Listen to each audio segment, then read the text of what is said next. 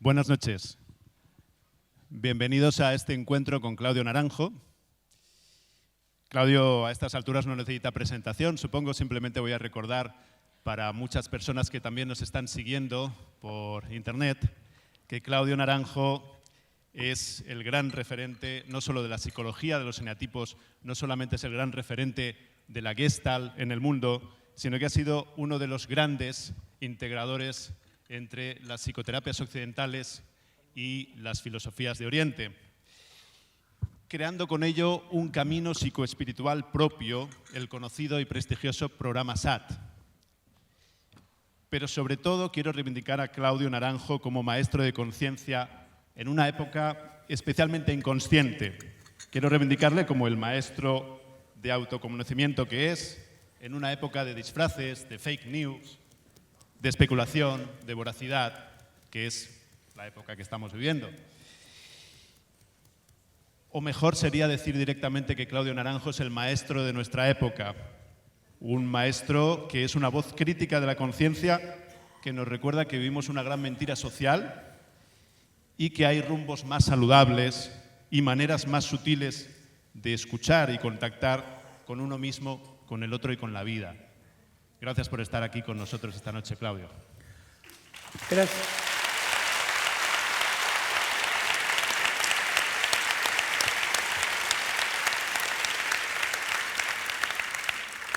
Le agradezco a David una vez más estos lanzamientos de libros que me ponen en contacto con tanta gente y les agradezco no solo la muy cálida acogida, sino que lo que implica haber conseguido asiento aquí, porque me dicen que hay gente que ha estado desde bastante temprano para asegurarse de un lugar. Yo he tratado de prepararme lo mejor posible, no pensando en lo que voy a decir. Me he tomado un día de vacaciones y casi no he hecho nada. Así que dependo del estímulo de las preguntas que me hagan, que esperan que sean o suficientemente buenas o suficientemente malas como para inspirarme.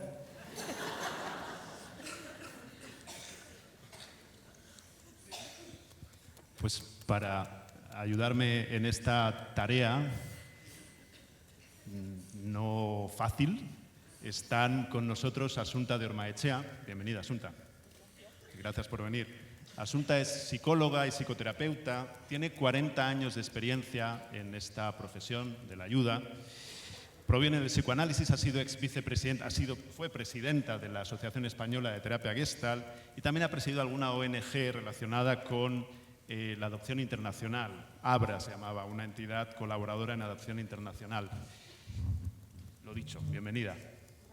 Y tenemos también a Juan Carlos Coraza con nosotros.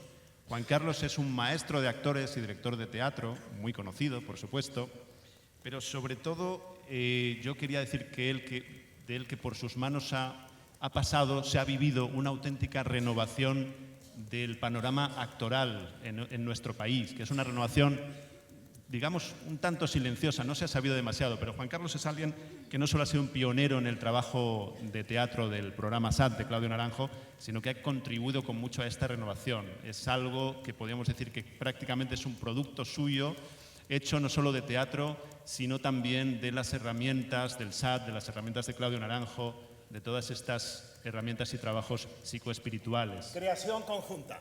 Exactamente. Cuando lo recluté hace, en los años 80 todavía, yo creo a fines de los 80, hicimos un trato. Él le enseña a mi gente a actuar y nosotros le enseñamos a dejar de actuar.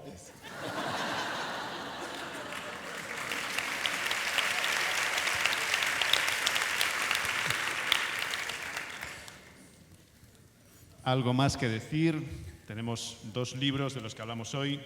Uno es La raíz ignorada de los males del alma y el mundo. Es un libro sobre cómo nuestro malestar psicológico es la fuente de nuestros males sociales y cómo eso pone en riesgo nuestro futuro también. Hablaremos de este libro y también de este otro, Ensayos sobre psicología de los eneatipos, que es un libro que reúne muchas enseñanzas de Claudio que de alguna manera han estado protegidas durante 40 años y que han sido un privilegio de los alumnos del programa SAT. Aquí hay desde el análisis de pensamiento del pensamiento de algunos filósofos hasta reflexiones sobre los caracteres realizados. Es muy importante también porque habla de esa otra parte que es la transformación o la autorrealización, que como decía ha sido un trabajo más propio de los cursos avanzados del programa SAT. Y no se ha reflejado tanto en los libros de Claudio. Quizás una manera de empezar este acto sería preguntando por qué este libro en este momento. Pero antes de todo ello, quería decirte, Claudio, quería preguntarte cómo estás, cómo está tu salud, cómo están tus proyectos.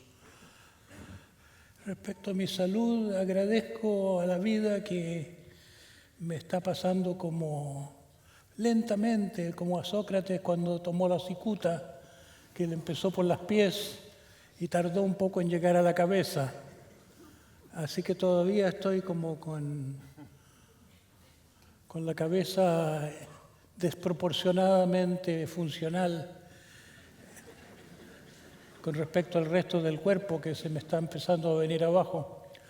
Me siento un poco como Kafka en La Metamorfosis, cuando ese templo humano que debía ser el cuerpo se empieza a transformar en un escarabajo.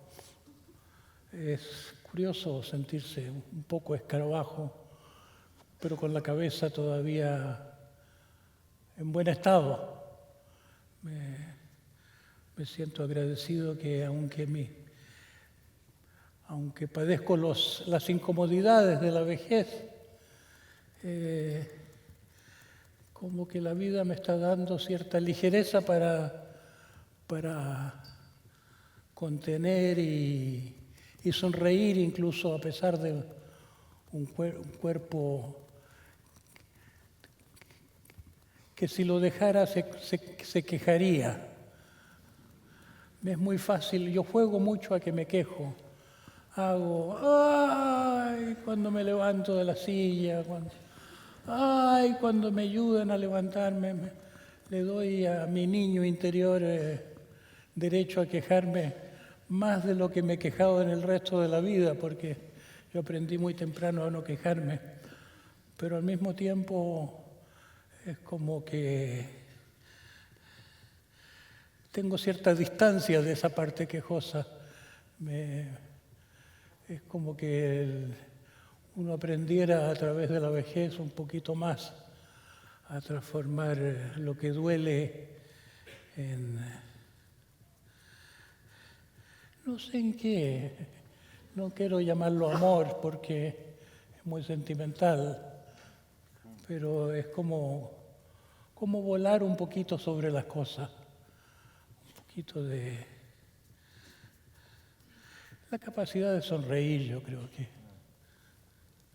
sonreír pese a todo, o cómo diferenciar, una cosa es la alegría y otra cosa es el dolor. El dolor y el placer no tienen que ver con la alegría. La alegría es independiente de cómo le vaya al cuerpo, cómo le vaya incluso a la vida de relaciones con la gente. Es como si hubiera un botón secreto de la alegría en nuestro interior, un botón que tantos fisiólogos han tratado de encontrar como un centro que se puede estimular hasta en los ratones, no digo de la alegría, pero del impulso de vivir, del deseo. Siempre dices eso cuando hablas de Mozart.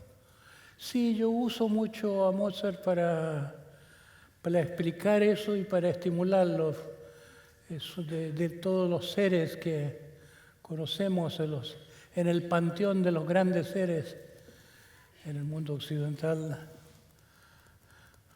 Uno que creó música muy alegre, que no es solo alegre, sino que es sonriente, es música tierna, música que tiene la alegría del amor, el placer del amor, la alegría del amor, el don de poner belleza allí donde la vida con su fricción natural molesta. Y uno se imagina que nació así y que tuvo una vida alegre y no nada más equivocado. Tuvo una vida muy triste Mozart. Fue un niño explotado durante la infancia, hecho un objeto, el ganapán de la familia. Después tuvo una vida amorosa muy problemática. Vivió enfermedades, vivió la muerte de uno de sus niños, la enfermedad de casi todos en la familia. Hay quienes piensan que murió envenenado a una edad muy prematura y murió cantando, murió componiendo su propio requiem, un requiem que alguien le encargó misteriosamente y que él tomó como que era para sí su propia muerte porque se sentía envenenado, se usaba mucho el arsénico en aquella época para producir envenenamientos. Así que este hombre que tuvo una vida tan pesada, que tuvo problemas de dinero, aún cuando era famosísimo, nos ha legado esta música que es pura sonrisa. Y yo digo mucho que los grandes músicos son los grandes maestros espirituales de Occidente sin que nos hayamos dado cuenta. Le damos más peso a los místicos que hablan en palabras. Los músicos hablan en sonidos y no sabemos descifrar esos sonidos, pero nos llegan al fondo de la mente, lo sepamos o no. Así que yo me apoyo en Mozart, me apoyo en casi todos los grandes músicos para una o para otra cosa, pero en Mozart para esa facultad de la que estábamos hablando, que es una cosa es el sufrimiento y otra cosa es el echarse al suelo. El sufrimiento puede apagar la conciencia o el sufrimiento puede ser un estímulo para despertar aún más. Bueno, es un paréntesis sobre cosas irrelevantes a estos libros. Una de las cosas de tu biografía que yo diría, número uno, un hombre que nos viene revelando muchas verdades, pero que nunca dice, esta es la verdad, o yo soy la verdad. Dice Gibran, un autor que me gustó muchísimo, que me tocó mucho cuando lo descubrí, a los 20 años de edad más o menos. Decía, cuando te encuentres con la verdad, no digas, es la verdad, esta es una verdad. Yo tuve mucho la experiencia en la vida de estar cerca de personas que escuchaban poco a otros porque estaban tan prendados de su verdad, tan entusiasmados con su propia visión de las cosas. Y me tocó a mí vivir el conflicto, así como hay gente que sufre el conflicto entre su padre y su madre. Yo no tuve un vínculo muy profundo ni con mi padre ni con mi madre, pero tuve vínculos con amigos que eran gente que yo sentía iluminada antes de conocer esa palabra siquiera, gente que yo percibía como llena de cierta luz. Y quería yo que se fueran amigos y no conseguía que fueran amigos. Era como querer juntar a Leonardo da Vinci con Miguel Ángel. Se aborrecían. Y uno dice, ¿con qué razón? Parece que mientras más luz, más dificultad que uno se interese en otra fuente de luz. Tal vez hay algo funcional en eso, está bien que sea así. Yo trataba que se entendieran mis amigos y como no se interesaban uno en el otro, yo tuve que hacer una síntesis interna y aprender a ser un integrador. Creo que ha sido una de mis cosas en la vida, ser un integrador, y eso me viene de una mente abierta que no me he querido cerrar a decir ya tengo toda la verdad. He sido siempre un aprendiz. Cuando vi una película sobre Dilgo Khyentse Rinpoche, el más grande de los lamas de este siglo, seguramente, ahí mencionaban que hasta sus últimos años siempre estaba atento a recibir enseñanzas nuevas, porque hay, sobre todo en la cultura tibetana, viejos que han heredado tal o cual enseñanza, de tal tantra, de tal. Son tan innumerables las enseñanzas de la tradición que están repartidas en la gente, y él quería recoger en sí todo, integrarlo. Me identifico con esta actitud de buscador. Pero yo creía que era ser un buscador de la verdad, y hoy en día diría que me equivocaba al usar esa palabra. Que primero busqué la verdad científica. Me equivoqué pensando que la verdad que buscaba la iba a encontrar a través de la ciencia.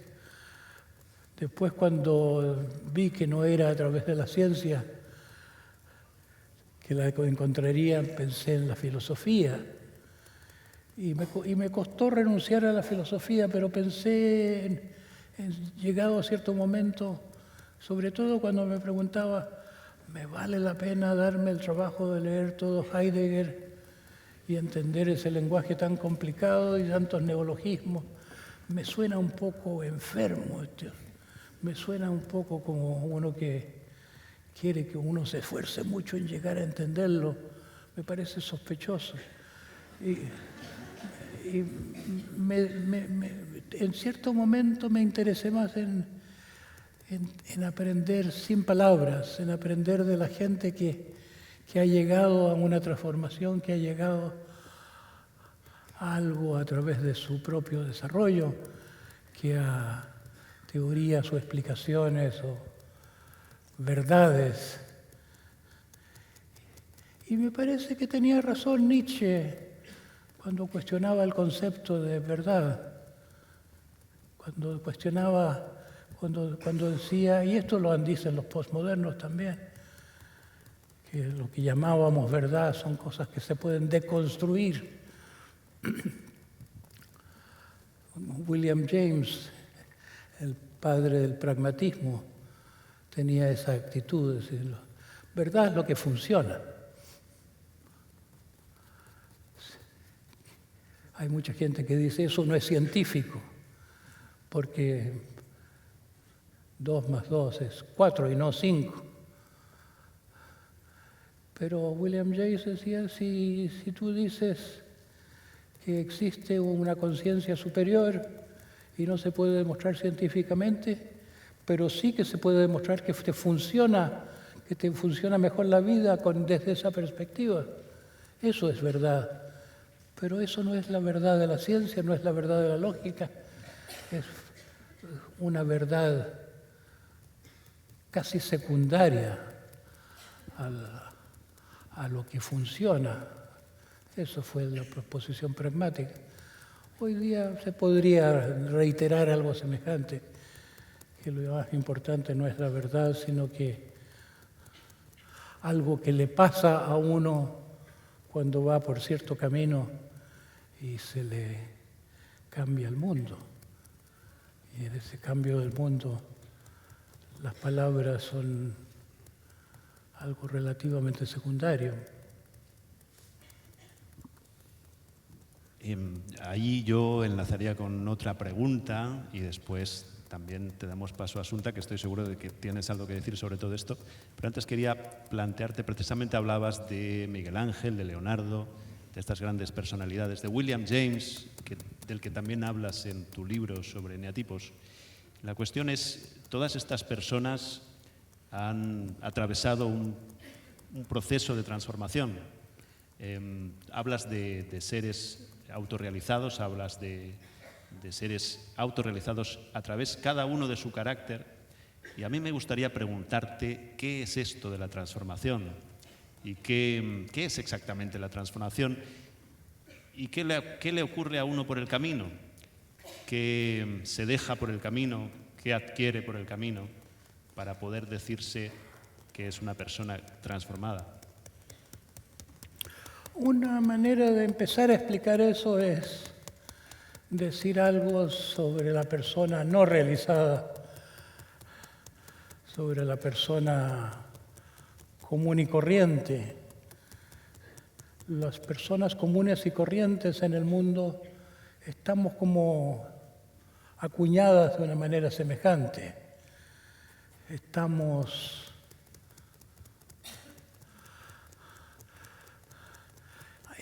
Hemos atravesado por algo que mitológicamente se llama la caída del hombre.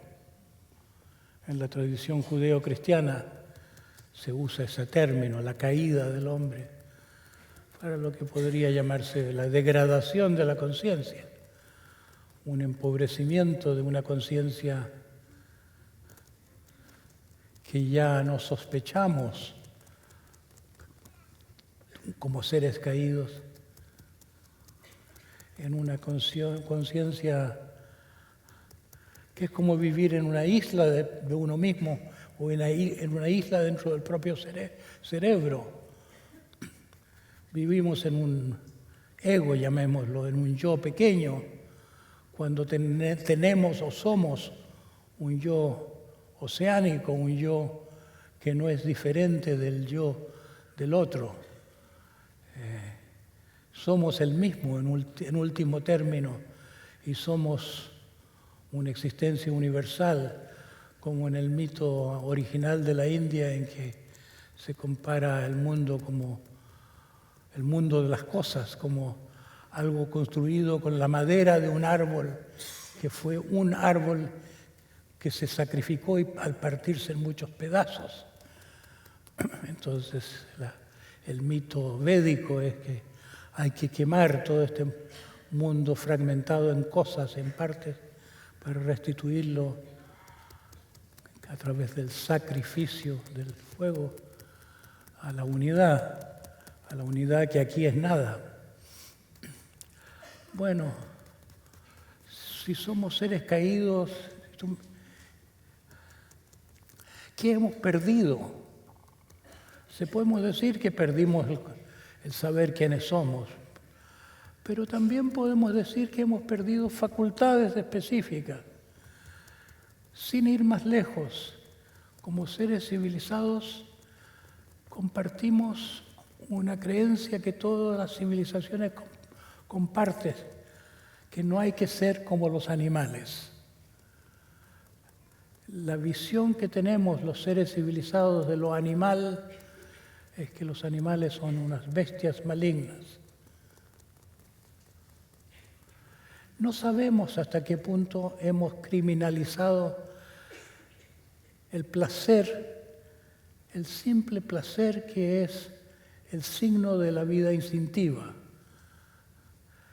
Es algo tan difícil de explicar cómo llegamos los seres civilizados a decirle no a la sabiduría organísmica del instinto.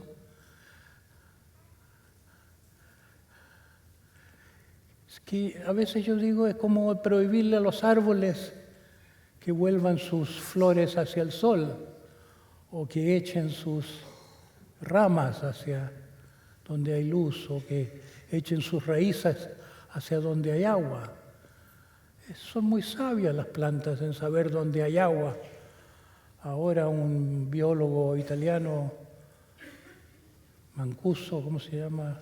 Stefano Mancuso, ha demostrado que escuchan las plantas, escuchan la vibración del agua y saben encaminar las raíces. Los eucaliptos pueden echar raíces de 30 metros de largo hacia el agua. Son seres sensibles las plantas, estamos descubriendo ahora que son seres sensibles colaborativos sin un yo personal, que son lo que nosotros deberíamos llegar a hacer. Es como si fueran santas las plantas, y sensibles, y ven incluso. También está demostrado recientemente que las hojas de las plantas tienen pequeñas células lente que captan bastante de nuestros movimientos y expresiones incluso. Es un campo nuevo que se está abriendo, pero me estoy yendo por la tangente. Digo que tenemos criminalizado el mundo animal, que el mundo animal es una cosa muy misteriosa y santa. Y la religión original del mundo, en Grecia la religión que precedió a los dioses olímpicos, fue la religión dionisíaca, la religión que mandaba hacer lo que la naturaleza manda, la religión que consideraba santa la entrega a lo natural.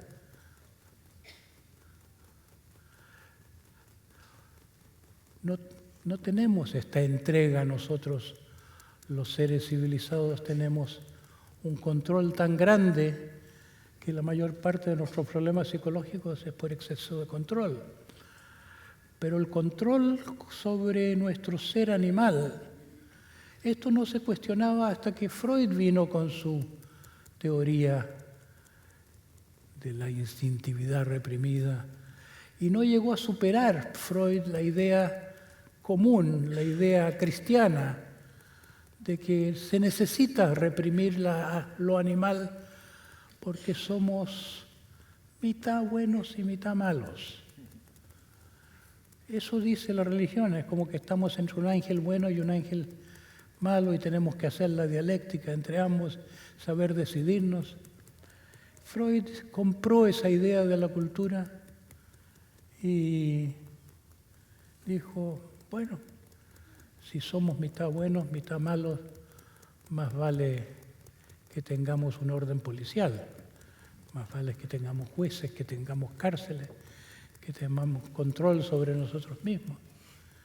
Y lo que yo planteo en este libro, que es un libro sobre el proceso de la caída y de la vuelta evolutiva, lo que yo planteo es que ya está quedándonos obsoleto el pecado original, que lo que se llamó el pecado original, que fue una acusación original, una acusación por parte de una autoridad violenta que quiso imponer en el mundo el deber por encima del placer para tener una humanidad obediente. Y se nos ha criado obediente y se nos gobierna como seres obedientes y se nos educa para ser obedientes y se considera un anarquismo peligroso el pretender que pueda funcionar un orden natural interno, algo así como lo que los chinos llaman el Tao, un orden natural armónico que no necesitamos ser controlados, una bondad intrínseca. En el budismo se afirma que hay una budeidad intrínseca, que somos todos budas pero no nos damos cuenta, que tenemos que despertar a lo que somos porque ya está ahí. Pero la versión cristiana ha sido muy diferente. Y yo en ese libro empiezo hablando del pecado original como el fondo de eso que Freud llamaba la neurosis universal, y que es algo así como una superstición obsoleta en la vida humana, algo que se nos inculcó. Se dice en la versión cristiana del pecado original que estamos castigados por el pecado de Adán y Eva, por la desobediencia. Efectivamente, es la desobediencia lo que se quiere evitar, imponiendo obediencia a ciertos patrones, a ciertas normas, pero para tener seres obedientes hay que enseñarles a desobedecer a sí mismos. Hay que negar que haya algo válido dentro de cada uno mismo, a lo cual obedecer. Hay movimientos dentro de la terapia que afirman un orden orgánico, organísmico se lo llama en la Gestalt, que haya un flujo interno reparador, sanador, que si nos dejamos ir terminamos descubriendo no solo lo que queremos, sino lo que debe ser. Pero no es un término que haya entrado mucho en la cultura. Recuerdo una vez tú me pusiste en un diálogo con este filósofo español Marina, ¿cómo se llama? José Antonio Marina, un educador. Y al final de este diálogo él decía: el único punto en que no puedo estar de acuerdo contigo es cuando tú hablas de espontaneidad profunda. Si yo me dejo ser espontáneo, soy un burro.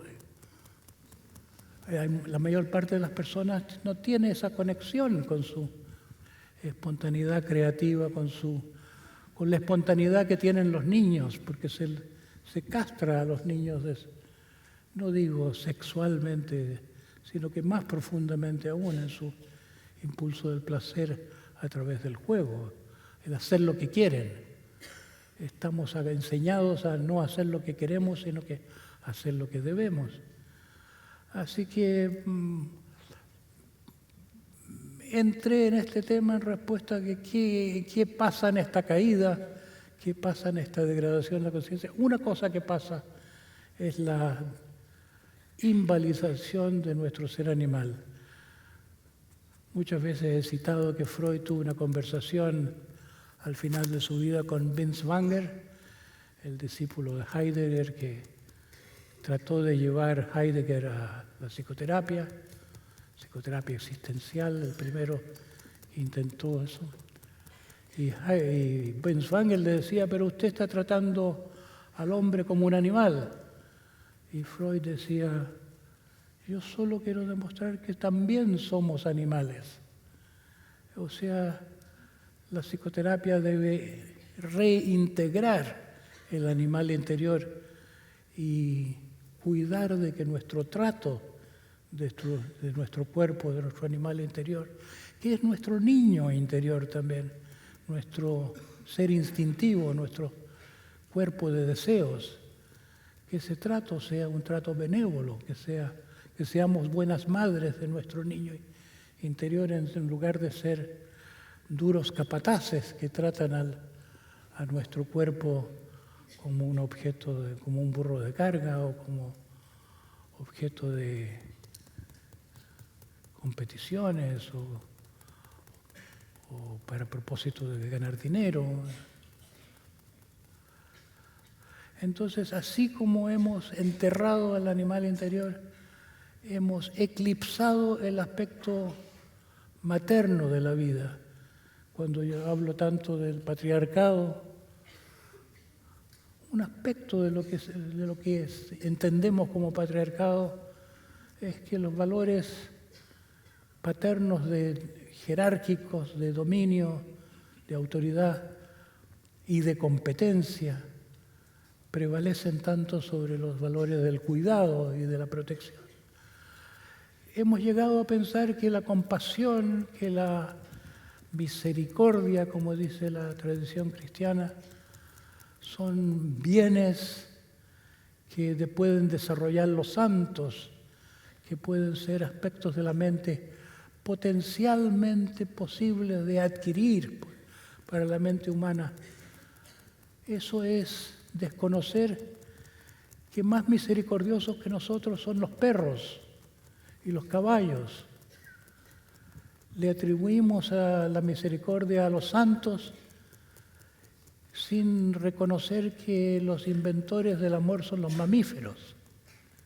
Tenemos un cerebro mamífero, una parte de nuestro cerebro emocional ha sido detalladamente estudiado, el de la evolución del cerebro, nos llega de los mamíferos. ¿Y qué saben de amor los mamíferos?, puede uno preguntarse. Los científicos no le prestan mucho oídos a la idea de que los mamíferos tengan siquiera conciencia. Los mamíferos han sido tratados como animales de experimentación sin mucha sensibilidad, por ejemplo, al tratarlos como cosas. Pero les digo, como lo que me viene por asociación de ideas en este momento, yo conozco a una persona que está haciendo un desarrollo chamánico. Hay personas que son chamanes de vocación, que no necesitan ir a una escuela de chamanismo o aprender de un chamán ya establecido para que le enseñe los gajes del oficio. Hay chamanes que empiezan a captar cosas, que empiezan a entender la forma de entrar en un trance, que es como entrar en una escuela de aprendizaje. Y esta amiga mía que vive en México me escribió hace poco que estaba muy conmovida porque su perra le había sanado sus tumores uterinos, que tenía ella unos tumores muy problemáticos que estaban haciendo peligrar su vida, y empezó la perra a desarrollar tumores y murió. Y mi amiga me dice, cuánto amor esta perra, cuando yo no la había valorado tanto.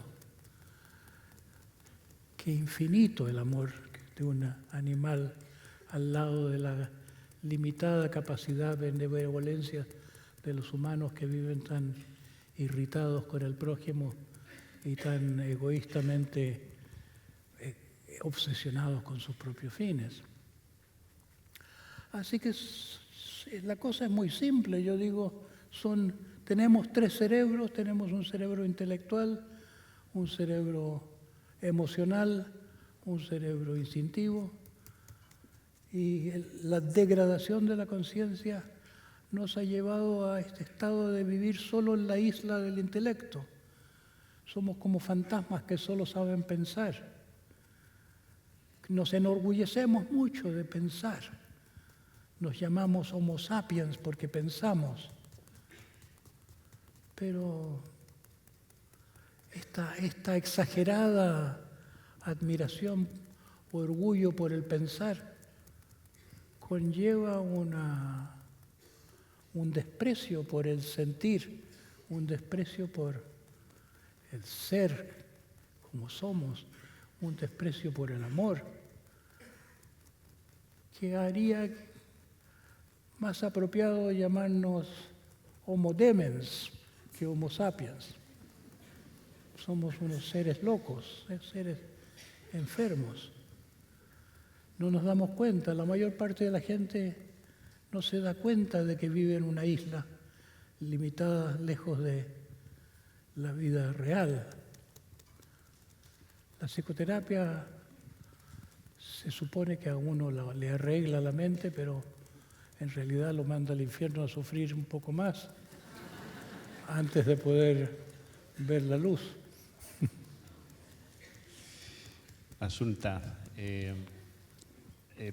yo quería preguntarte qué ocurre con uno cuando está tantos años como tú, por ejemplo, como discípula y colaboradora de Claudio.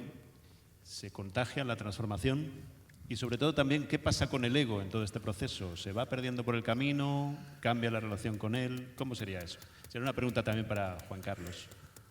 Bueno, ¿se oye? Sí. Cuando yo llegué a conocer a Claudio en el año 85, la idea que yo tenía era que en algún momento me iba a iluminar como una bombilla. ¿Como una qué? Como una bombilla. Como una bombilla. Como una bombilla. Que la iluminación era que me iba a iluminar como una bombilla. Y entonces iba a ser maravillosa.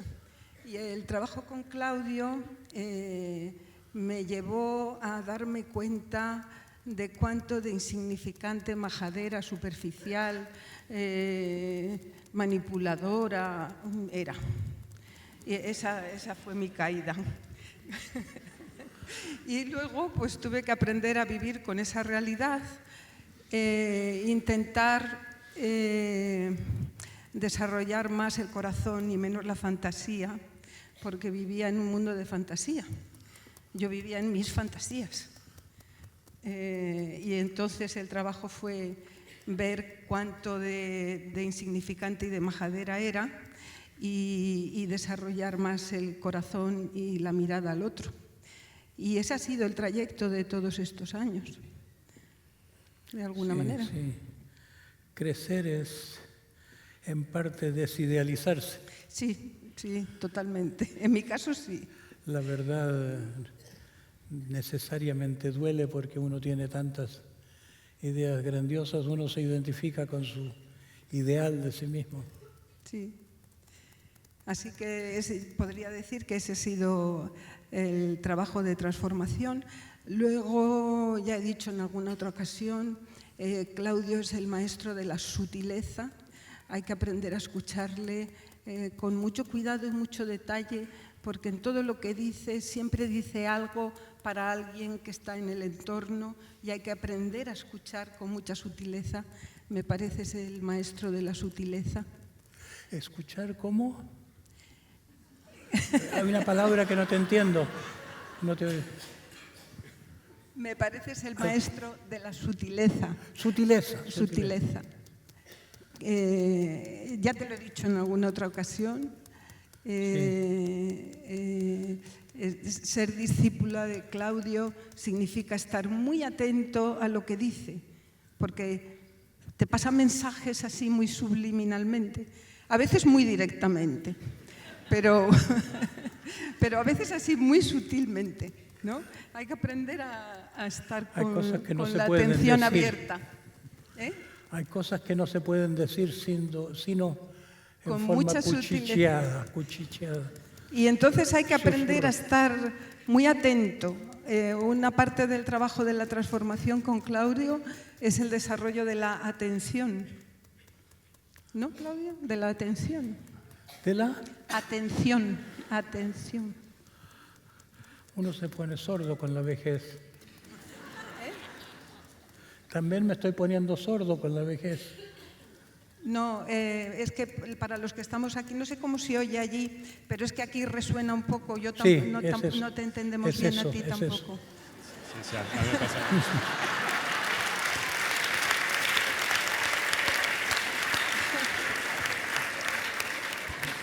Es verdad que aquí tenemos un poco de problema para escucharnos entre nosotros. Sí. Espero que no esté pasando ahí al fondo. ¿Va bien? Si se oye bien, levantad las manos porque si no, ¿sí? Perfecto, gracias. Aquí difícil. Sí. Aquí es más complicado. Resuena. Juan Carlos, ¿nos quieres decir tú algo sobre qué pasa con el ego en el proceso? ¿Qué pasa con el ego? Que no tiene remedio. El mío. Bueno saberlo, porque si no la gente piensa que se ilumina como una bombilla. Y no. Bueno, yo sigo aprendiendo mucho de Claudio, todo lo que puedo y también de lo que no dice. No sé cuánto me imagino, pero también creo o tengo mucha fe en que su presencia enseña mucho también sin palabras. A mí me parece que él es un poco como a veces Bettina me dice multitalento y yo le digo como tutti doni, porque es un poco como del Renacimiento y tiene tanta variedad de talentos que uno se siente un poco apabullado, entonces pues yo me callo y algo llega, algo aprendo y entre otras cosas yo creo que fui aprendiendo a ver más mi teatro y a ver más el teatro de los demás también. Creo que a ver más también el arte del teatro, porque, bueno, yo creo que un poco mejoré, le podríamos preguntar a Bettina, pero me da ganas de preguntarle a mí a Claudio aquí, porque yo no sé si tú naciste como esos músicos que ya nacieron con tantos dones. Si ya naciste con tantos dones, entre ellos el de estimularnos o el contagiarnos o alentarnos a ir más allá de nuestros límites. si es algo que fue apareciendo en ti, porque siempre nos pones escenas delante que hace que nos tengamos que enfrentar con algo nuevo o con algo misterioso. Esto ya Yo de niño me sentía idiota. Me creía sinceramente idiota. Recuerdo cuando tenía unos 15 años de edad que fui con mis padres a casa de conocidos de ellos que yo no había conocido hasta entonces. Alojamos en casa de ellos unos días y el dueño de casa, este desconocido, explicó que él se había sentido idiota durante la infancia y yo recuerdo con qué emoción me reconocí que eso es lo que me pasaba. Luego tuve un amigo cuando yo tenía unos 20 años, 21 años, que era una persona que había hecho el gran viaje, un hombre de conocimiento, digamos, y él me insistía mucho que yo era muy inteligente, era como que quería él que yo tomara consciente, que yo era casi demasiado inteligente. Y yo no lo entendía mucho, no entendía por qué me insistía tanto en eso. Yo diría que solo de viejo ya se me empieza a hacer obvio de que tenía dones que yo no reconocía. Yo recuerdo cuando fui a una clase yo fui parte de un curso de uno de los psicólogos americanos de más prestigio, Allport, se llamaba Gordon Allport. Hice un seminario de psicología social con él, un semestre o algo así, y en algún momento nos dio un papel para que escribiéramos algo con nuestra letra, porque quería hacer un test grafológico. Y se interesó muchísimo en mí desde entonces en adelante, porque probablemente no él, sino que conocía a algún grafólogo muy bien dotado que vio en mi escritura algo que le llamó la atención. Y yo recuerdo comentarle a Allport, qué raro que mi escritura les parezca tan especial cuando a mí me parece tan fea. A mí no me gusta mi escritura. Y él me dijo naturalmente, claro, no te gustas tú. Y yo fui una persona que durante mucha mi vida he gustado poco de mí, me he apreciado poco. No tuve quien me viera durante la infancia, no tuve quien me apreciara y me vino muy tardíamente y gradualmente el reconocimiento de mis capacidades. Solo ahora de viejo siento algo así como qué vida tan lograda he tenido. Se habla mucho últimamente de mi legado. Un amigo clarividente con quien me encontré hace algunos días me dice, tu legado ni siquiera se sabe todavía lo que es. Y empiezo yo a asombrarme de lo que ha pasado a través de mí. Pero no ha sido esto un proceso glorioso en que yo diga, qué fantástico lo que he descubierto. Hay una alegría en el escribir cuando me sale más inspirado algo, o al hablar cuando lo hago mejor, una alegría que me mantiene, un entusiasmo que me mantiene en el acto de hacerlo. Pero no me llego a sentir como quien se fuma un cigarro en un trono.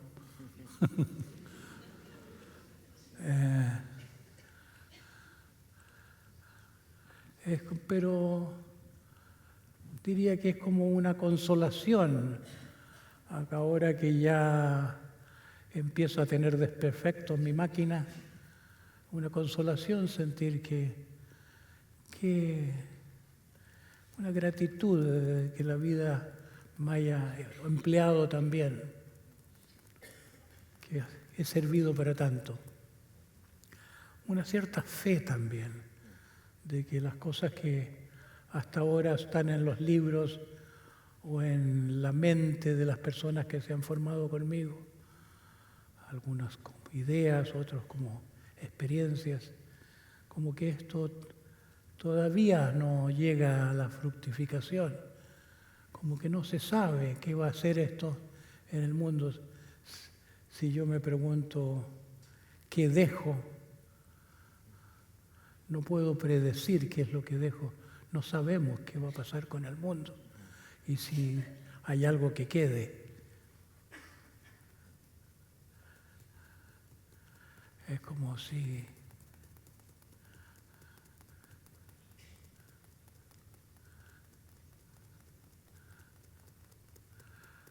me ha protegido de ideas mesiánicas, no saber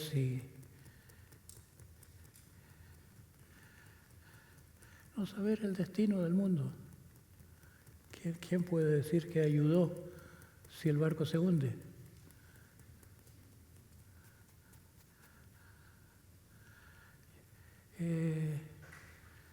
Tal vez me ha protegido el no saber nada, el saber que no sé nada.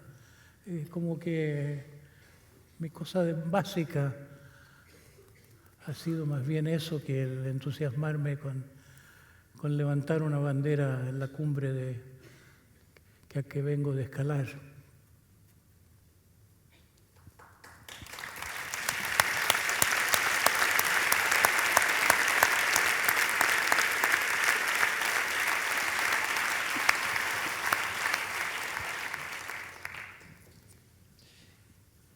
Algunas personas comentamos que en los últimos meses te hemos visto cambios, hemos sentido algunos cambios en ti. No sé si es un buen espacio para hablar sobre esto, pero quizás la cercanía de algunas experiencias difíciles que has tenido últimamente haya generado algún tipo de cambio, de transformación mayor. No lo sé, pero lo hemos comentado algunas veces y me gustaría preguntarte sobre esto. Notamos cambios en el mundo, cambios en la gente, cambios en ti. En mí. Sí.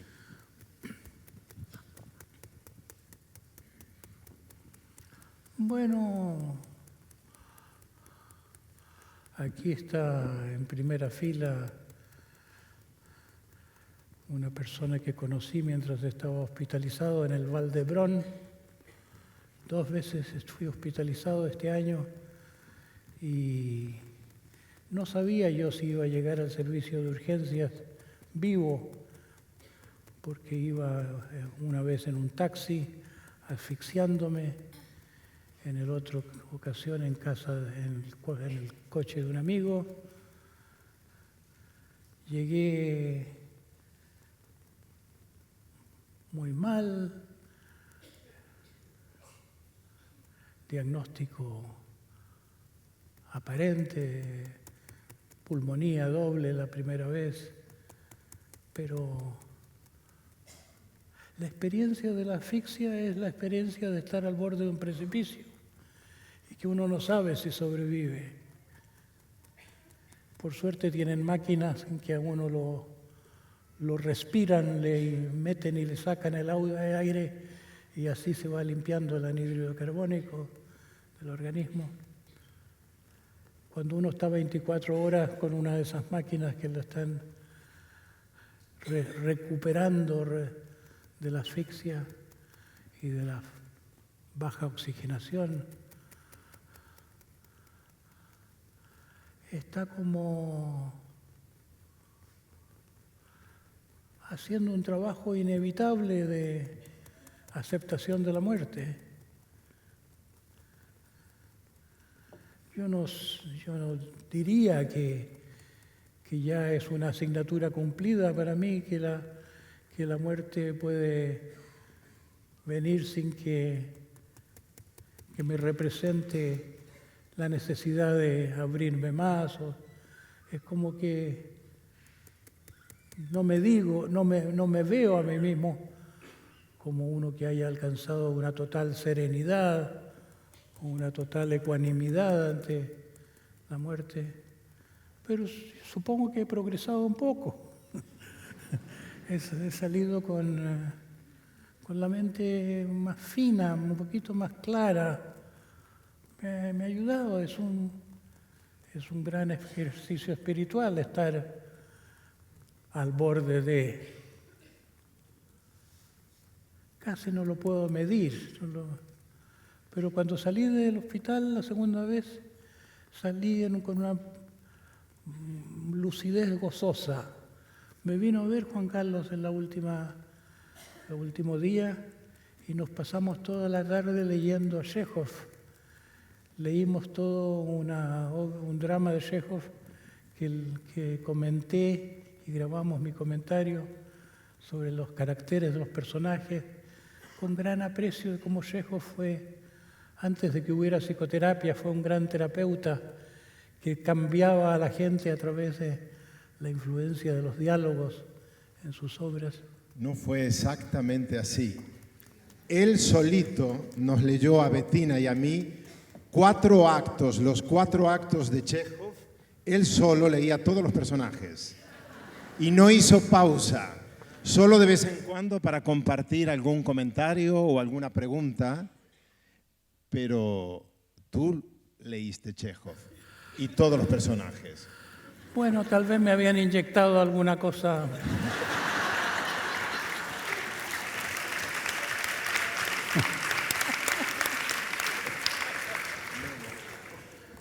La cortisona, yo creo. Pero la verdad es que me sentí muy bien. Y cuando salí del hospital, avanzaba cuando caminaba y era como que iba avanzando a través de las experiencias del momento. Cada segundo, cada momento, era como si yo al caminar fuera pasando no solo por el espacio, sino que por este espacio interior. Tenía una capacidad más mayor de ser puro espacio, de solo contener lo que pasaba, sin identificarme con el contenido.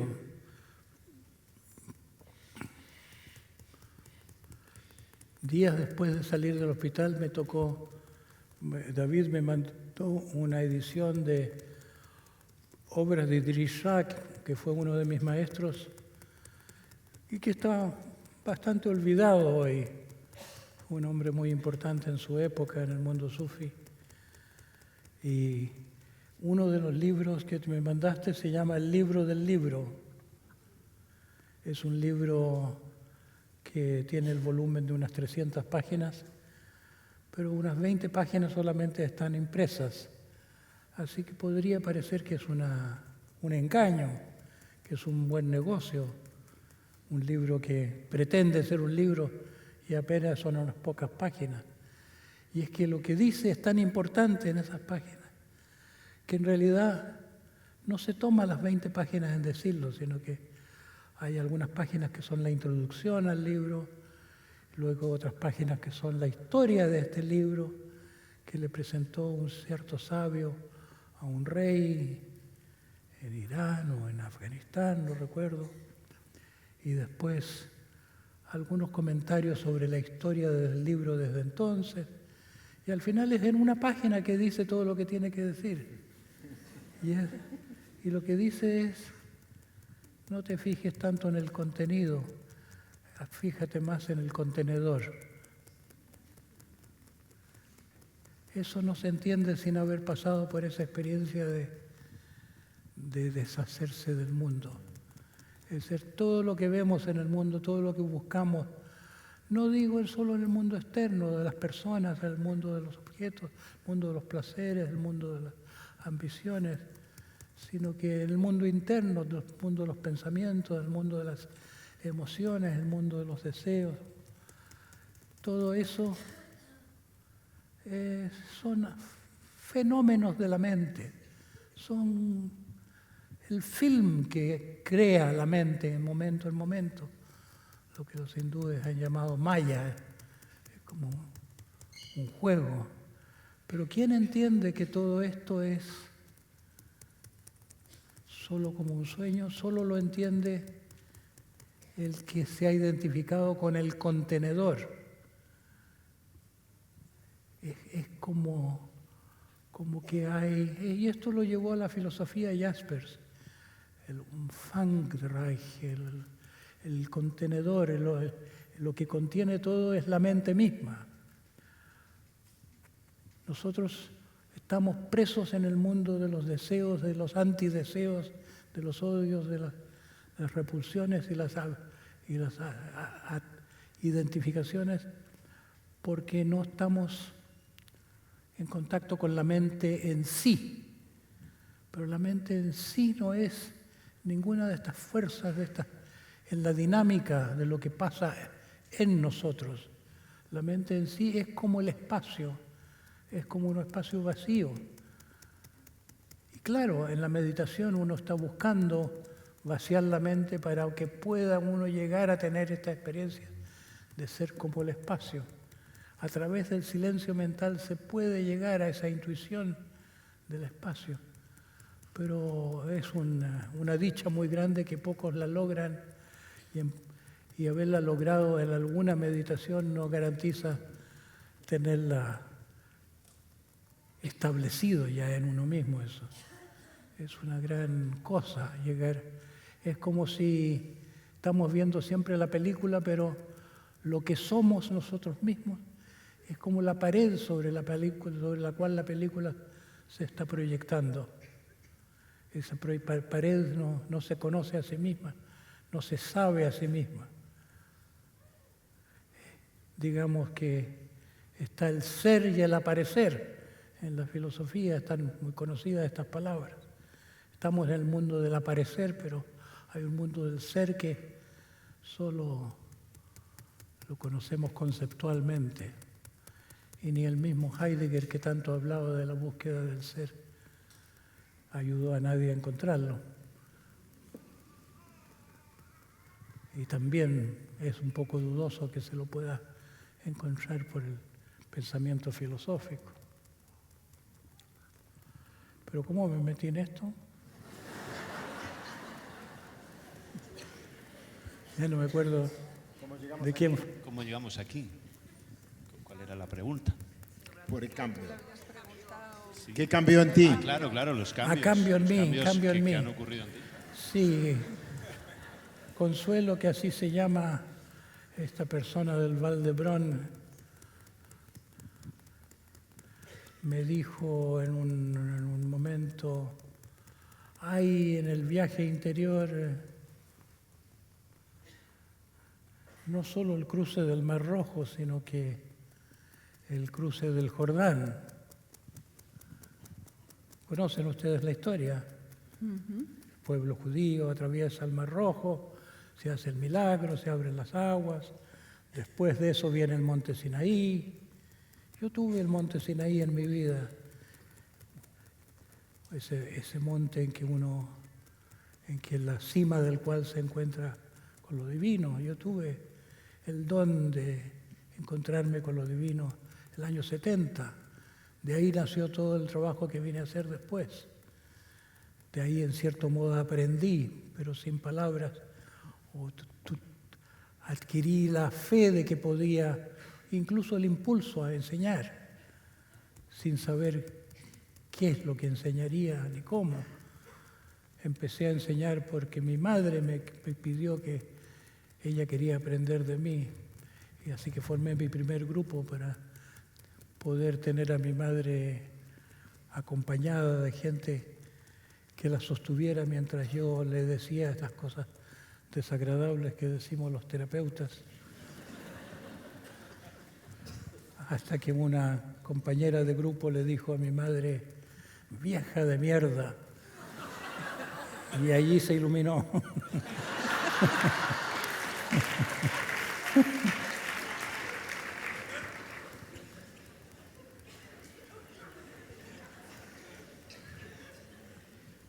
Claudio, yo te quería preguntar, voy a cambiar un poquito el rumbo y vuelvo a lo que estabas hablando antes acerca de nuestro estado actual de conciencia, de la caída. de lo que hemos perdido y tal vez yo soy un poco más optimista y pienso que algo estamos ganando. ¿Algo sé? Algo estamos ganando. Sí. ¿Qué estamos ganando en este proceso de pasar del mamífero al matriarcado, al patriarcado, este proceso evolutivo de conciencia que estamos haciendo? ¿Qué estamos ganando? Hemos perdido cosas, pero estamos haciendo un camino, creo yo. En la liturgia del Viernes Santo hay una frase que dice Felix culpa, feliz culpa, referente a la culpa de Adán y Eva que precipitaron la caída, porque solo a través de eso viene la redención.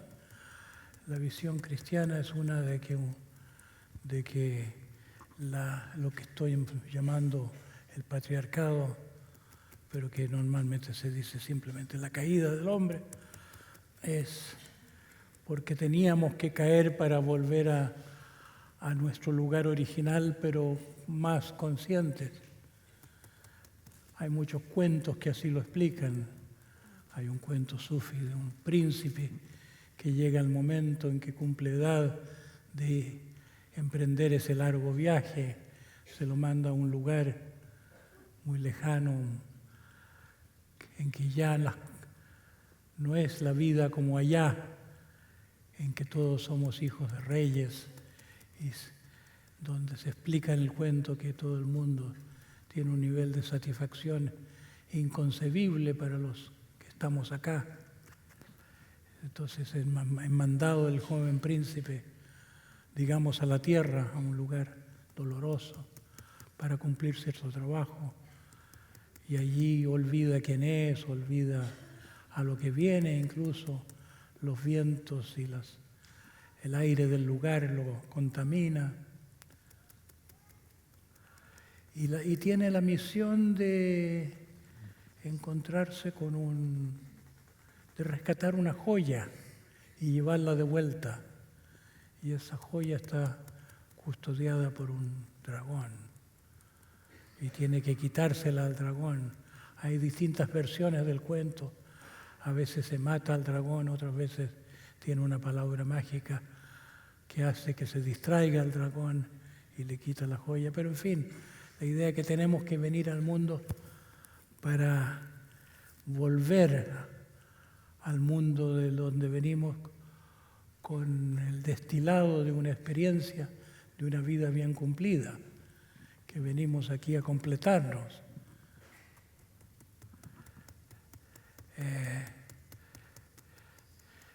Si así es y así ha sido,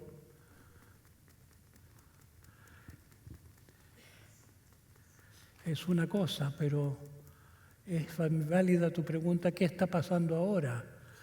Parece que estamos en una transición en que se está acabando el patriarcado, que estamos en una época de lo que yo he llamado un patriarcado agónico.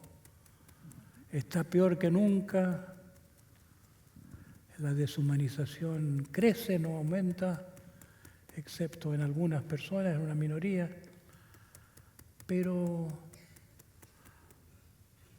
podría imaginarse, y yo imagino, que el derrumbe del sistema es la puerta de liberación. La puerta de cambio de conciencia. Sí, nos hemos encajonado en un sistema económico, en esta especie de superstición de que lo más importante en el mundo son los bienes, en la producción. El mundo económico, el mundo del dinero nos obliga en un sentido antagónico a todo lo que solíamos llamar los valores. Hay una muerte de valores familiares, valores universales. Está reñido el mundo de los bienes con el mundo del bien.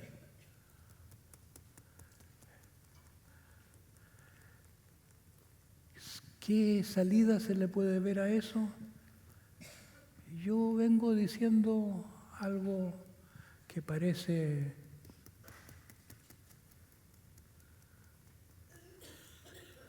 ¿cómo llamarlo? Parece, ¿cómo se llaman esos chistes? Macabro, parece macabro, que nuestra mayor esperanza es la catástrofe. Que colapse el sistema. El colapso del sistema, porque así es con el ego individual.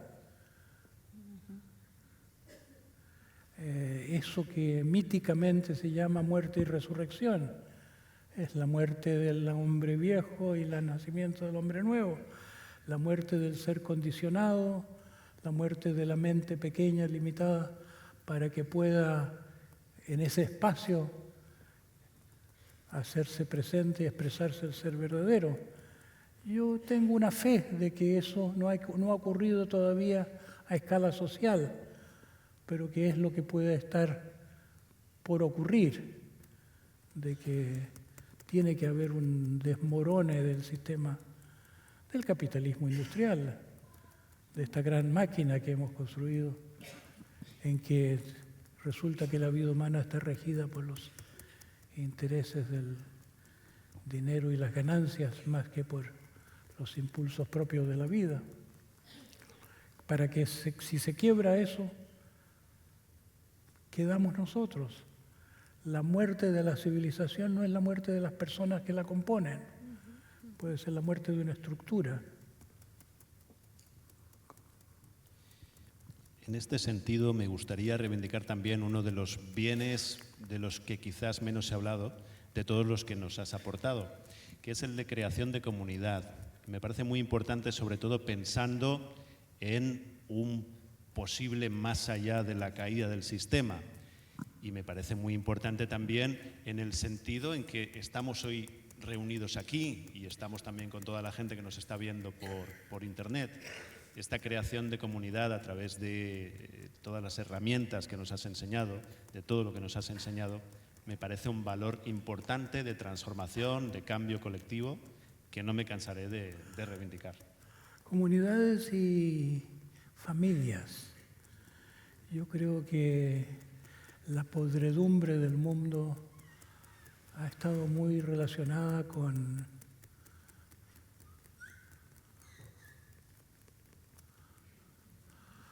un mal familiar del que se han desentendido de las religiones.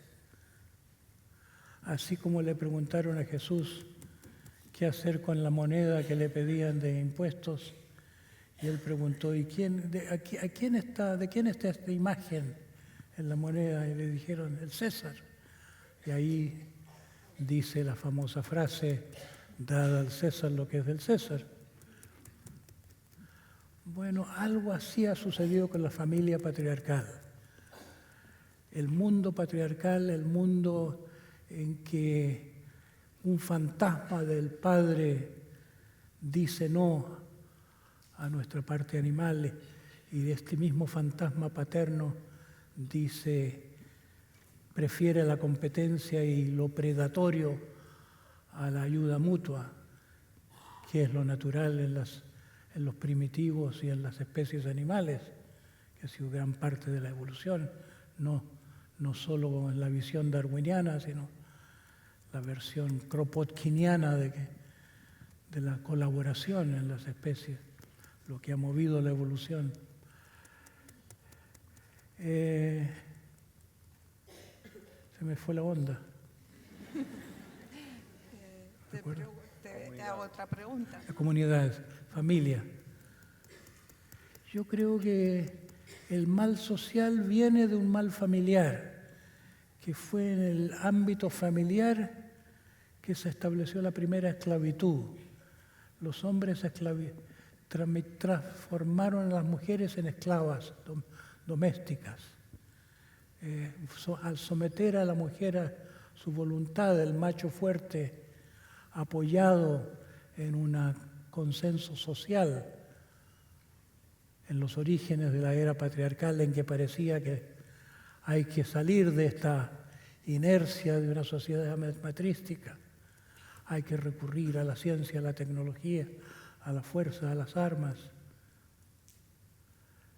Yo creo que se produjo ahí un apoyo colectivo hacia un dominio familiar y que la familia patriarcal siguió incontestada en todas las culturas, en la China de una manera, en la sociedad de la India en otra manera. Aunque sean sistemas muy diversos, todos tienen la autoridad patriarcal familiar como base. Entonces yo tengo una esperanza especial de que este arte de arreglar familias, que parece simple, pero que es el mal más antiguo que arrastramos los humanos, que ahí hay una gran esperanza para una sociedad más sana. Por eso, cuando tengo oportunidad de hablar de la Fundación y sus proyectos, menciono que este proyecto de crear nuevas formas de desarrollo de la familia, de cura para la familia, es un proyecto caro por ahora porque estamos experimentando, que necesita financiamiento que no estamos teniendo.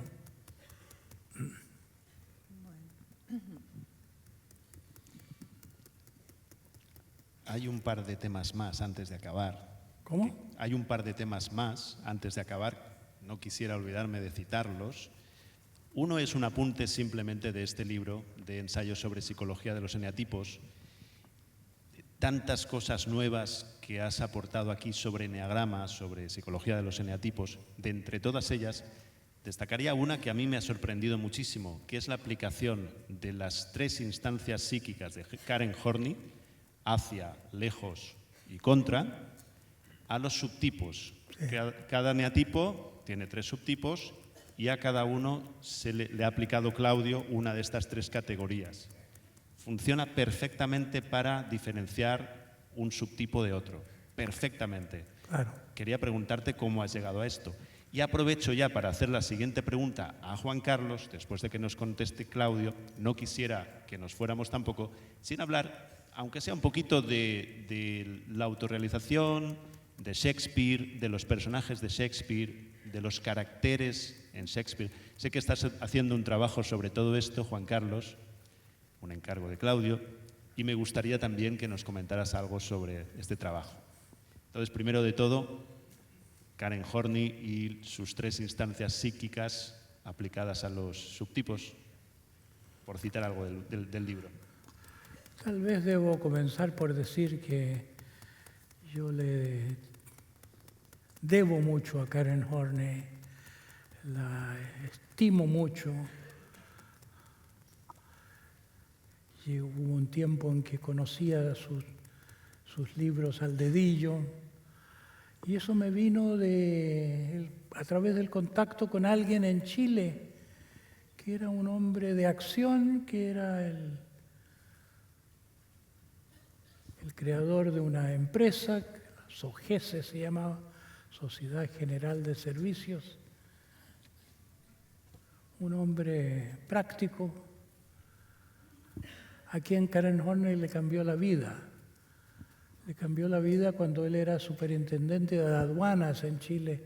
Era la persona más importante en las aduanas. Estaba en una crisis personal, con una úlcera gástrica. Y leyendo Karen Horney se entendió, le saltó, se le despertó un insight sobre sí mismo, que fue el comienzo de su camino. Y fue un camino muy impresionante porque se parecía un poco a lo que dice el libro egipcio de los muertos, que unos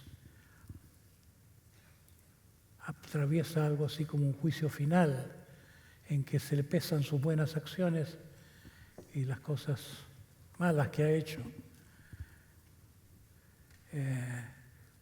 Atravesó un juicio interior y fue devuelto a la vida con una sensibilidad mucho mayor, ya en el camino, en un camino de perfeccionamiento. Él hablaba de esto como su autoanálisis, pero el autoanálisis se le había despertado leyendo a Karen Horney, y Karen Horney fue una persona que recomendaba y se interesó mucho en el autoanálisis, a diferencia de los psicoanalistas que han querido monopolizar la psicoterapia. Un psicoanalista típicamente dice, no te autoanalices, el autoanálisis es una cosa muy peligrosa, hay que hacer el análisis con uno que sabe, como yo. Los psicoanalistas se consideran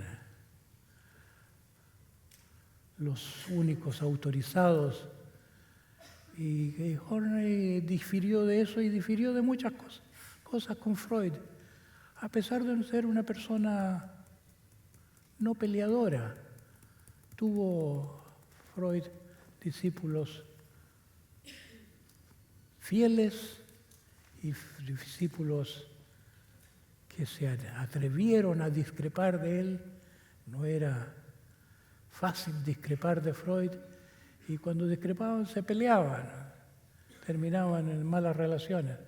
Pero Karen Horney no se peleaba con Freud, lograba decir las cosas desde otro ángulo, y yo siento que a través de sus libros hacía psicoterapia muy bien, que ayudaba a mucha gente. Hemos creado un mito de la psicoterapia que sustenta la profesión de terapeuta. Pensamos que la terapia deben hacerla los psicólogos porque la mayor parte de la gente no tendría esa capacidad. Yo muchas veces digo que a veces en la vida uno encuentra psicoterapia en la amistad o en el amor, que todos tenemos una gran capacidad terapéutica proporcional al camino que hemos hecho, y que es cuestionable esta limitación de la psicoterapia a los factores económicos y legales. Bueno, yo tuve una formación horneyana extraoficial mientras estaba en la Escuela de Medicina y en el Instituto de Psicoanálisis, que era un buen instituto de psicoanálisis donde estaba no solo el famoso Mate Blanco, que después se dio a conocer en Italia, sino que Kernberg, que después fue el presidente de la Asociación Internacional de Psicoanálisis. Kernberg en esa época estaba en la cátedra en que yo era ayudante. Yo tenía esa formación en psicoanálisis y en Horney, así que estaba muy familiarizado con esta noción de los tres vectores. Dice ella, si hay un conflicto entre la persona A y la persona B, hay tres soluciones. O tú te rindes al otro, te pones al servicio de la voluntad del otro, te sometes, eso lo llamaba ir hacia el otro, darle la prioridad al otro. O te pones en una situación antagónica, te pones contra el otro, dices, yo quiero esto, tú debes aceptar lo que yo quiero, una posición dominante. O la tercera opción es que uno ni hace lo uno ni lo otro, sino que se aleja del campo de la batalla. Hay muchas personas que prefieren retirarse, ni se someten ni dominan, y en el conflicto entre dominar y someterse, bueno, se hacen los muertos, yo creo. O los tontos. Yo conozco mucho eso de hacerme el tonto. Hay un emperador romano, el emperador Claudio, que lleva mi nombre, que logró sobrevivir mucho porque sabía hacerse el tonto.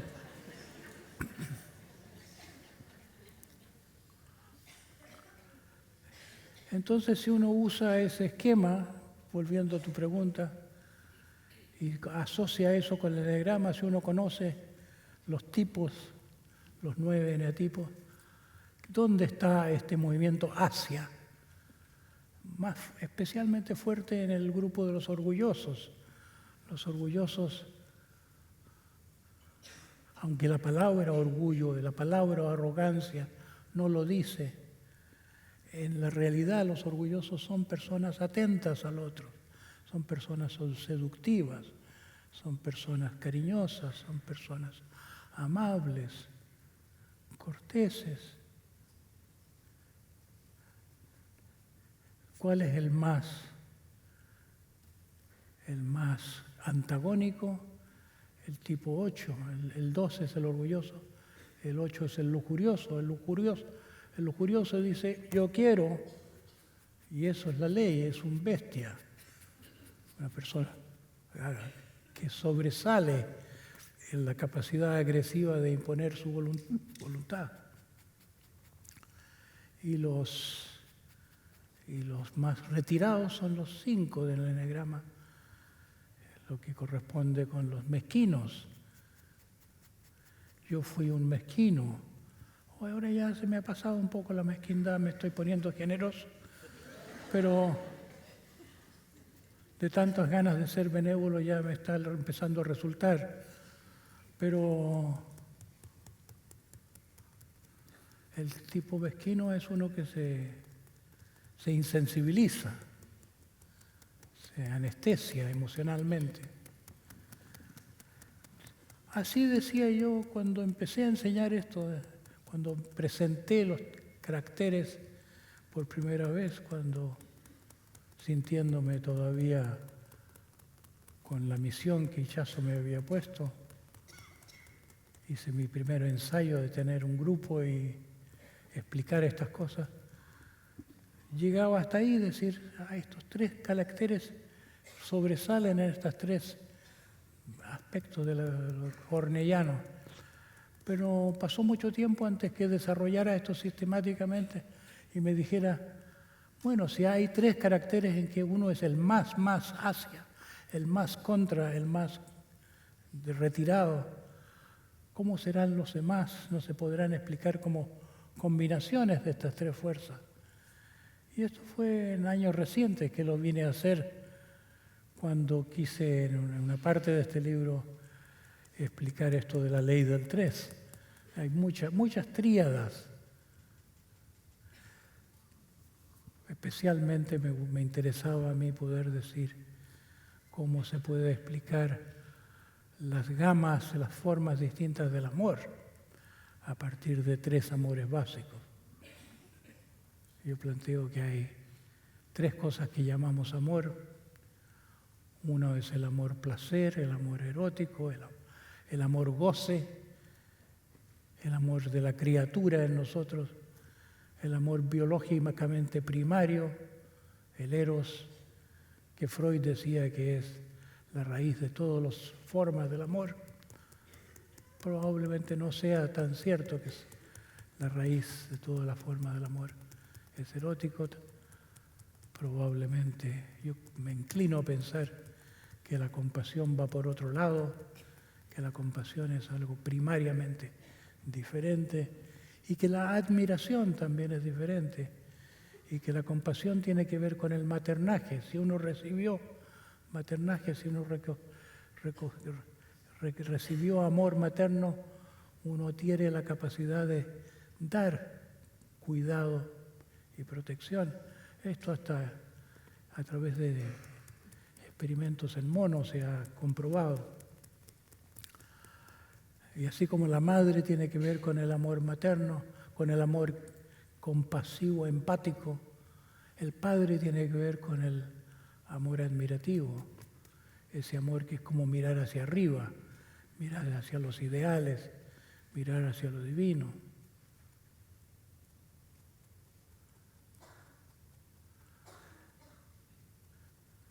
A mí me parece que todos los males del amor tienen que ver con un desequilibrio entre los 3 amores. Hay personas que tienen mucho amor erótico, muy poco amor compasivo. Hay personas que tienen mucho amor admirativo,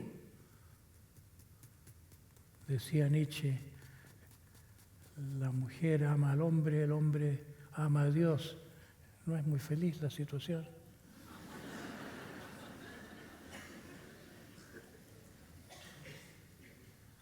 Hay gente que tiene mucho amor compasivo, pero le falta el erótico. Tampoco se va al cielo con puro amor compasivo. Se necesita un poco de goce para el éxtasis. Santa Teresa sabía de eso. Decía que el cuerpo participa mucho. Entonces, una de las cosas que desarrollo en ese libro es el enegrama del amor, como cada uno de los 27 subtipos es una fórmula diferente de los amores. Siento que es una de las cosas más logradas que he hecho. Pero a propósito de preguntas de este tipo sobre observaciones sobre los caracteres, debo decir que con el tiempo que ha pasado desde que empecé a hablar de estas cosas, cada vez me asombra más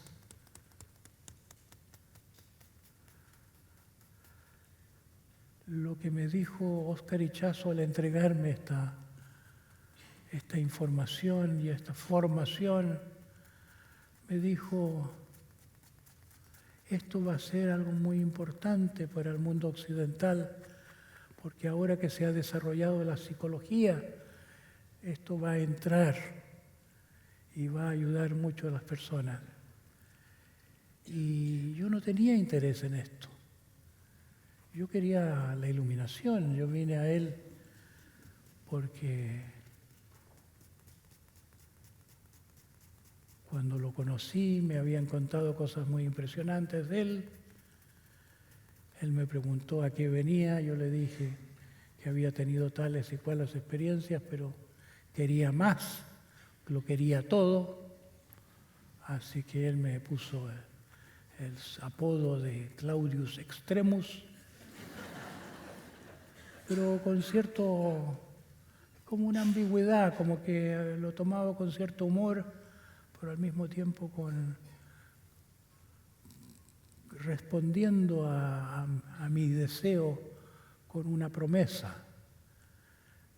La promesa fue: mira, a ti te voy a dar lo que no le he dado a nadie, te voy a mandar al desierto, vas a estar 40 días en el desierto, esto fue en el año 70, y vas a encontrar todo lo que estás buscando.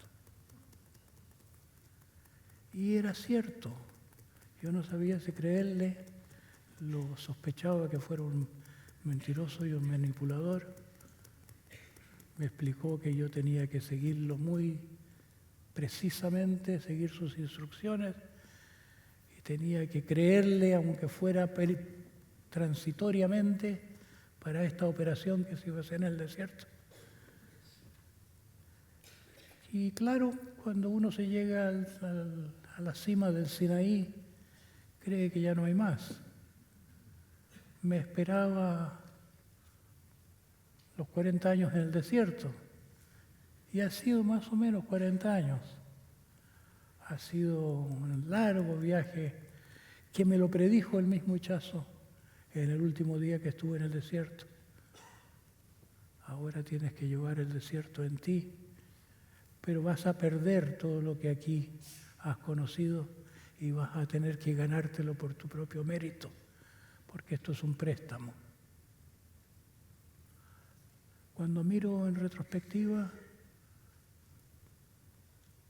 no es que sepa yo muy bien qué pensar, pero siempre había una voz en mí que dice que Óscar era un charlatán y no deja, en contraste con esa voz, no deja de impresionarme en que me haya dicho tantas cosas exactas y justas, y sobre todo me haya hecho un regalo tan grande como la experiencia del desierto. Y secundariamente, este conocimiento del enegrama. Me parecía yo que me había engañado a propósito del enegrama, porque me había prometido transmitirme esta especialidad suya, y nunca estaba disponible para los encuentros necesarios para ir traspasándome esta comprensión. Y un día me dijo, te voy a dar las llaves, no de la manera que te imaginas. Y casi de un día a otro empecé a reconocer los tipos de las personas en la calle, hasta los que venían por la acera opuesta. Y cuando me llamaban por teléfono, por la voz. Pasé por una época en que de gran sensibilidad diagnóstica, podría decir. Él nunca pretendió que el enegrama fuera algo que se podía aprender teóricamente. Fui yo quien formuló las primeras descripciones de los caracteres y ahí se empezó a poder reproducir el sistema. Algunas personas podían decir, yo tengo esto, soy así y asá, como quien contesta un cuestionario. Y a veces me encuentro con gente que según el cuestionario es tal o cual tipo, pero según la tripa, según eso que es lo que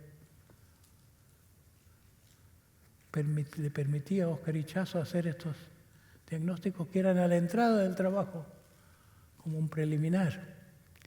Yo desarrollé este preliminar en algo muy extenso y lo hice porque es lo que estaba pasando por mí, lo que me venía, digamos, inspiración, vocación, no sé cómo llamarlo, pero se ha ido cumpliendo, como que él puso esto en mis manos como algo que iba a ser de mucha utilidad para el mundo y yo no lo creía y con el paso del tiempo sí que lo voy viendo. Y a veces he hablado del enegrama como una cosa más del programa SAT junto con la reelaboración de las relaciones con los padres y con la meditación budista y con el teatro, con el movimiento espontáneo. Pero mucha gente de muchos caminos coinciden en decirme, mi vida sigue cambiando a través de mi conciencia del carácter y de lo que entraña la propia personalidad. Siento que hice algo que no sabía yo mismo que estaba haciendo. Estamos ya en los minutos finales de este encuentro. Simplemente te voy a preguntar, aunque sea una frase, Juan Carlos, sobre Shakespeare. ¿Qué estás haciendo con este encargo que Claudio te ha dado? Micro. El micrófono. Estudiando por ahora, profundamente agradecido a Claudio. Me parece que es una de las grandezas de este maestro es que nos enseña a poder también aprender de otros maestros. Yo estoy pudiendo aprender de Shakespeare desde otra manera, de una mejor manera gracias a Claudio. Y Claudio dice en este libro que Shakespeare tiene una mente que lo abarca todo. Yo siento que la obra de Claudio tiene ese espíritu shakespeariano también. Él mismo también, una mente que abarca todo. Y en el SAT hay muchos planos también. Así que yo estoy investigando en esto y espero que poder ofrecer estos frutos para Claudio y para todos. Pero no tenemos tiempo, yo creo. Pero Claudio sabe mucho de Shakespeare, se lo sabe más que yo. Yo soy más de la práctica, yo necesito actores ahí para... No soy ningún erudito en Shakespeare, un poco experto, bastante experto con los actores y vengo haciendo algunos montajes con sus textos y sobre todo entrenando actores y actrices con textos de Shakespeare. Poco más. Bueno, muy bien. Yo me di la tarea de ver todo Shakespeare en una producción de la BBC. La BBC vende las obras completas de Shakespeare hechas por ellos mismos, una gran colección. Y no podría entender el inglés shakespeariano, pero tiene subtítulos y bastan los subtítulos en inglés, aunque sea inglés shakespeariano, para entender la acción. Una gran cosa, sería una gran cosa también algún día hacer una edición con subtítulos en castellano. Solo para dejarte más conforme, que yo voy viendo en la práctica que Shakespeare hace algo muy Claudio, y Claudio hace algo muy shakespeariano, que es los personajes de Shakespeare en algún momento se encuentran con una escena inesperada y aparece un personaje que no sabían ellos que tenían, como si Shakespeare nos estuviera diciendo: somos de una manera hasta que no aparece determinada escena y se nos revela pues ahí una posibilidad o un camino hacia la virtud o hacia lo más destructivo, y nos enseña de alguna manera y nos deja libres para ser o no ser. Y en el teatro en concreto, en el teatro que es una creación, un fruto del trabajo con Claudio, el teatro que hacemos tiene mucho que ver con eso. Pero en todo el SAT y en toda su obra también, Claudio nos va ofreciendo o regalando oportunidades o escenas también para que aparezca algo de nosotros que nos hace avanzar un poco más para poder ofrecer algo un poco mejor. Claudio decía, o nos suele decir varias veces, que es una buena intención eso de querer cambiar el mundo, aunque no podamos, porque nos pone un poco más generosos, nos hace un poco más compasivos. Y bueno, yo lo encuentro mucho en Shakespeare y en los grandes del teatro esto. Por eso lo siento también a Claudio siempre, y agradezco mucho que él esté tan tocado por el arte también, y por el arte del teatro, y por el arte que es de la bondad, ¿no? de la generosidad. Así que eso, que espero dar un fruto a la altura y en honor a la inmensa... Te lo cobraré. ¿Eh? Te lo cobraré. Ya estoy acostumbrado a eso. Por suerte, eso me hace avanzar. Gracias.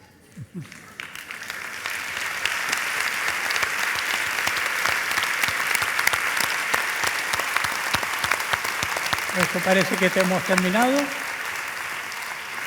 Hemos terminado. No hemos terminado todavía. Os pido 5 minutos más de paciencia porque hemos preparado una pequeña sorpresa, si puede entrar el vídeo. Es un tráiler sobre una película que se estrenará en esta misma sala el día 18 de enero. Así que cuando queráis, compañeros.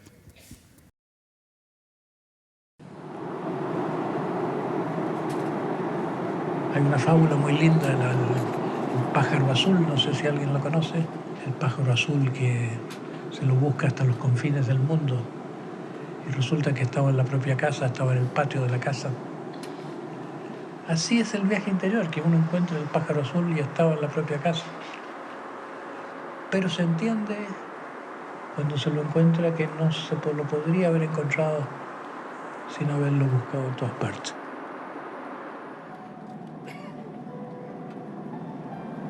Mi interés en lo psicológico tuvo un carácter así de reparación. Fui yo como un fantasma que se reconoce que es un fantasma y que quiere volverse humano. Mi vocación verdadera ha sido una vocación mística, una sed de hacer mi propio camino interior, pero en la medida en que he ido ahondando en mí o ahondando, haciendo camino, me he vuelto una persona más útil para ayudar a otros, hasta tener una capacidad de ayuda inusual. Un cambio della società è un cambio che si propaga a tutti i sistemi. È un cambio che contemporaneamente tocca l'individuo, il suo sistema di appartenenza nucleare, intimo, affettivo, la famiglia, che tocca il sistema degli amici, dei conoscenti, di lavoro e della società.